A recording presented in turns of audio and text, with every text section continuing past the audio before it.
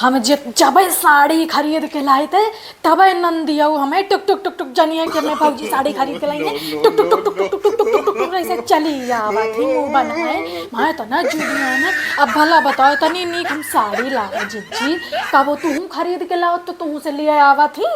कुछ मतलब जानी है तुरंत चली है लुगारी उठाई है चलते बनी बहिनी उनके मन से धुओ भाई तारा जब कहा थी वो तब लाइक चला हुआ आवा था भाई। हाँ अब इतनी नीक हम साड़ी खरीदे हैं भला बताओ हम कैसे दे दी यही मांगा थी हे भाऊजी दई दू हे भाऊजी दई दू। हम कहा हे नंदी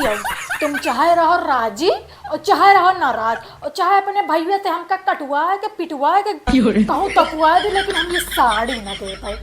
जिज्जी तुम्हें लगे कि तुम सही करो तुम टाइट रहा था एकदम लेकिन हमारे ससुइयों मारे लागत है ना कि तो हमारे बिटिया जरा तो हमारे छुतियार हमारे बिटिया जरा तो एकदम मतलब ऐसे को हमसे लड़ा लागत कि जो को जवाब नहीं ना जिज्जी।